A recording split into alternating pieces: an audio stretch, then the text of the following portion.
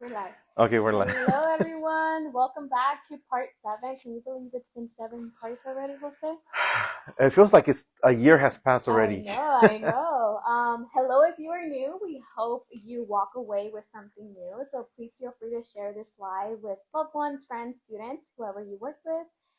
Before we get started, let's give some time for people to trickle in, Jose. Yeah. And I want to get to know you a little bit better. I know you and Reina talk about what you guys have for lunch, Yeah. right? But tell me, what was your favorite childhood memory growing up? It actually involves lunch. So when I was JB Sutton, it's an elementary school in Phoenix, they would have, I don't know if it was once a month or once every 2 months, it was like taco Mm-hmm. lunch. And what I would do is I would basically give favors or give some of my food to my friends. Like, sorry, like, hey, like, I'm gonna give this, and then once taco comes in, you can give me one of your taquitos. The taquitos were like the hard, like the ones that give like The the hard tacos. shell Yeah, the tacos? house tacos, Mm-hmm. but they were delicious, and then you had rice. So I live for those times. The taquitos. Yeah, they were delicious. I think for me, growing up, my parents had a little garden in our back area, Hmm. and this was before iPads or before iPhones. So I would pretend I was a chef, and I would go into a little garden and make myself little meals using dirt or There, leaves or whatever los chiles de mi papá que me oh, regañaba. did you Um, ever eat one of those? no, but I would pretend. I would pretend and make food, but tough, little better times. Or we've grown up, so Yeah. look at us now. Yeah, there was a time before iPads, and you had to like Mm-hmm. play in the dirt. Sometimes eat the dirt. Ah, It was good. the dirt. Yeah. When Oh, I used to eat it when I was a little kid. I don't remember eating it, but my mom would tell me like, you ate it. I know, Jose. Well, thank you for sharing. We have a lot to unpack today. Uh-huh. Starting with the joint session of Congress speech, Jose, right? That Yeah. happened. Can you tell us a little bit more about when that took place and what that was about? Yeah, it took place last Tuesday. It's the longest ever joint session of Congress that President Trump delivered on record. So we had a lot of conversations covered. Um, it was a lot of people thought that was very divisive. This seemed more like a campaign rally speech. The reason I say that is because typically once you become president or you give this type of speeches, you talk about the country or your vision for the country. You don't try to relitigate the past as much as you can. And this time, President Trump focused a lot on Biden, calling him the worst president ever, and all these things that typically you don't do. And so the majority of the time, the Republicans cheered or celebrated, and many times the Democrats either boo, a person was kicked out, or stay silent. So this is just the times that we live in. Again, I'm much older. This wasn't this is supposed to be not the norm, but I know that a lot of people are growing up with this. A lot of people are normalizing it, but this is not normal. Thank you for sharing, Jose. Now let's jump into what were some of the comments made by Trump, right? We saw a lot of comments made, especially around an open border. Hmm. So, what can you tell us about that? Well, yeah. So again, the number two issues in the country has been was the economy, right? The elections. The second one was immigration. Um, the economy, actually, he didn't speak a lot of it. He didn't really talk about inflation. A lot of people were hoping to hear more about that, but he did talk about immigration. And one of the things that we do know about immigration and inflation, how they're correlated. Typically, when you have higher levels of immigration and you have more individuals coming into the labor, you increase productivity and decrease inflation. So again, if you want to tackle inflation, you need to either increase inflation levels or the people that are already here, help them find a way to be able to join the former economy through a work permit. But in terms of deportation, one of the things that he did allude to, I think a lot of people know this about, is Operation Wetback that was created by then President Dwight D. Eisenhower, where it specifically evoked the 1798 Alien Enemies Act, which allowed the then administration to get the military to go on and conduct massive raids and arrest, detain, and ultimately deport millions of individuals. A lot of them were U.S. citizens, but they didn't necessarily have the legal paperwork to prove it. So a lot of people came back. But that was what he intended to do. And what he said is that he wanted to have something much, much bigger in scale, which is worrisome because we, from history, If you're trying to scale something like that and that fast, in that manner, you are probably going to violate people's rights, and you're probably going to arrest and detain individuals who you may think are undocumented. And a lot of times, the people are going to be brown. And that's what we have seen already. ICE or agents stopping Native American folks and asking for their U.S. citizenship. And it's like sort of beyond, at least for me, it's like, how can you ask the people native to the land for their citizenship when they were here and the people were before this was even considered the United States of America? Thank you so much for sharing, Jose. Again, if you have any questions for us, please leave them down in the chat. I'm going to take a quick peek just to make sure we don't have any questions. And I love questions. Yes. Yeah. He is known as Mr. Facts, so please ask him questions. It actually gets him really excited, right? Yeah, it does. For people to ask you questions. Good. You mentioned Operation Wetback, right? Yeah. And during this speech, we heard a lot of talk about mass deportations. And to quote Trump, he said he would complete the largest deportation operation in American history. Can you touch a little bit more of how this deportation would harm our society, harm our communities or economy? Yeah, so we're talking about anywhere between 11 million undocumented individuals or undocumented Americans to upwards of about 15 to 16 million individuals. And then there's added additional millions of people who have some temporary work permit, either TPS, DED, DAC recipients, or some other sort. And you're talking about the population size of a country like the Netherlands to remove, and you're not only talking about them, you're also talking about their families. So then that becomes much, much bigger. So taking that amount of people from a society, from an economy in a short amount of time will hurt economically. The second piece of it is one of the things that people think about is like, well, because I heard this a lot growing up when I worked in construction. A lot of folks were like, well, yeah, let's deport these people, so therefore I have more job for me and I could work and I'm going to get paid higher wages.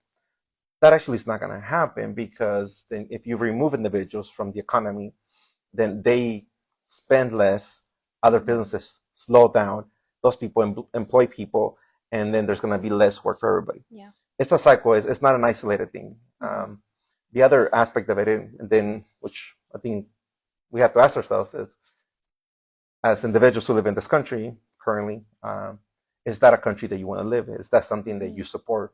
The mass upheaval of individuals who have built in great numbers this country and their families because they don't have a legal paperwork.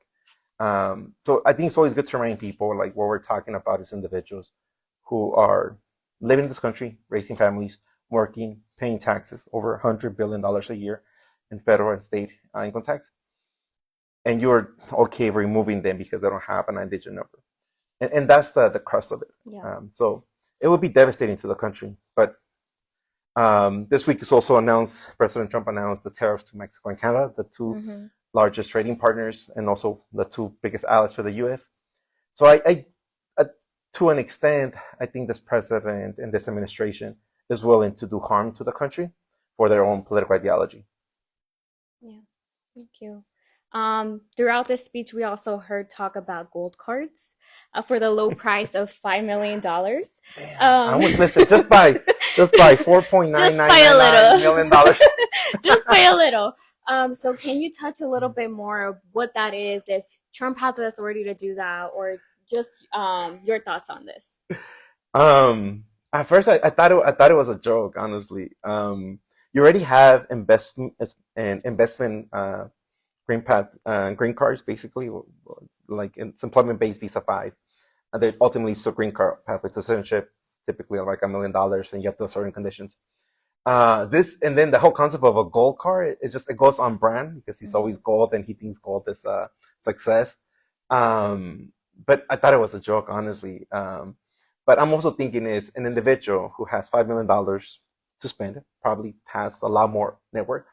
And those individuals tend not to want to get taxed, and the U.S. has higher taxes compared to other states. What those individuals do, they typically don't have a year-long residence. They live in multiple countries, so therefore they are not charged income tax. So I don't think this plan is going to attract any individuals to come in already that they weren't going to come anyways. And we're talking about a small number of population. It's like Mhm. 1% of the world population who would qualify for this. So I think these ideas are they're great in your head, and you're like, oh my god, this would be great when you're talking in the playground, maybe as a 5 year old. But if you're the president of the United States, you have to think things out more. Mhm. Yeah, for sure. I think what struck me the most listening to this was that his ideology for doing this was to attract brilliant, hardworking individuals, job creating people. But we already have hardworking, brilliant, job creating people here in the US, and a lot of them are undocumented DACA recipients. So just doesn't make sense to me. No, and many of them we have already invested hundreds of thousands of dollars in their education. Many of them already own homes here. Many of them already have the qualifications and know the infrastructure and have relationships here. So instead of that, maybe lower it down a little bit and allow people like us, like me, and other folks to apply, Mhm. maybe for a light gold card or A something like this. tan A tan, I don't know what it's card. called.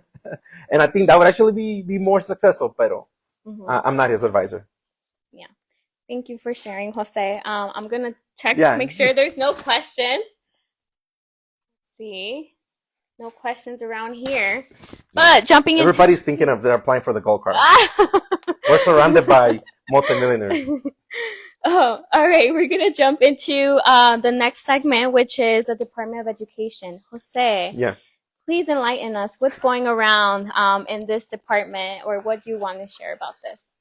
yeah. So earlier today, it was reported by the Wall Street Journal. Actually, yesterday was the Wall Street Journal that Trump was planning on signing an executive order today, instructing the Secretary of Education, Linda McMahon, to wind down or dismantle the Department of Education, as to the legally to the extent. Again, the president has been reminded multiple times that a president cannot create or eliminate a federal agency. Only Congress can do that. So a lot of people that I know were worried in the morning texting, and then by midday it seemed like, oh, that's off. That was never the case. But at least within the order, what has been reported, what ultimately seems the president wants to do is send education back to the states. We know how already states perform. Arizona is not. We're always ranked below in terms of investment. We're ranked in the middle in terms of achievement. We will be probably hurt because we have a large, significant population that are considered Title I students, meaning they typically come from low-income families. So it would be eliminating the Title I system, potentially decreasing funds for students with disabilities. Mhm. Idea also is dismantling student loan forgiveness, which really impacts first generation students, specifically Black and Brown students of lower income communities. Um, so this would be like kind of worst nightmare for people working in education. And talking with some school leaders and district leaders after the election is they are planning for contingency plan in this case for it to happen, and they're thinking of their budget will be sliced between 20 to 25% because so much of them depends because there's so many Title I students and students who need with special education IE programs that ultimately this would be devastating. They will have to lay off hundreds, if not thousands, of employees. So I'm glad that the executive order was not announced. It is scary. We also saw to this week as well that universities and colleges are canceling their ethnic convocations, such as the Hispanic convocation or the Native American convocation, and that's devastating because if Mhm. you've been to those, that's sort of like the Yeah. celebration of your culture. You feel like you belong, and like you see Mhm. your people, and then bringing your parents and your family. That's actually my best memory from ASU. Same here. Just seeing my mom and dad smiling and laughing when they heard the mariachi and they heard people speaking Spanish. Mhm. Eliminating that's just I don't know how that makes the country any any better or having a Hispanic convocation or African American convocation, how that is a threat. Mhm. But this is the times that we're living in, and this is what people voted for. It's a little sad that that's what people chose. Yeah.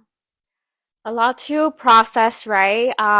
But again, remember that we are here for you. You have a community in Aliento. So please, if you have any questions, don't hesitate to reach out. You can find our resources at alientoaz.org/resources, or also contact us and we can do our best to help you in any way that we can. Do you have any last minute or? Yes, Ending remarks. yes. One last thing that I forgot is sort of is as people have experienced that we send reports about extreme vetting or individuals who traveled with visa and are coming back into the country, or are legal permanent residents or U.S. citizens who travel abroad and then come back. They're facing more scrutiny and questions when they're coming into the ports of entry. So we have a lot of more documented from various different individuals, and some of it has been public where CBP is checking your social media. So if you post something that they consider to be a threat, or they consider something to be un-American or something, they could potentially be looked at. So just be careful what you post on social media. I know the people that follow us always post positive things or Yeah. critical things, individuals, and never attacking another person. But that's also just for us to be careful of, because again, everything is changing so fast, and for us, we don't want individuals to ultimately be punished for just freedom of expression, right? Expressing what you think. But again, this is a new times, and we have to adjust accordingly. Yeah. So let's be very mindful, right? Of Yeah, what we post. Very yeah. mindful. You gotta use your brain. Sometimes you gotta calm down your passions. I have done it before. I'm like, then okay, no, no. Always be mindful. It's a different time. Yeah. Thank you for sharing, Jose, and your insights, and thank you for joining us. Welcome again, or share with, please, with anybody that can benefit from these lives. We look forward to seeing you in the next one. And if you have any ideas of other topics that you would like to see covered, please let us know as well. Yeah, and please, we love questions, Yes. comments. If I don't know the answer, I would like to look at it. That's why I love questions, because it helps me grow and understand. Yeah. If I'm just talking to myself, then I'm like, I do that all the time. Anyways, Nothing new here. nothing new. All right. Thank you, everyone. Bye. Bye.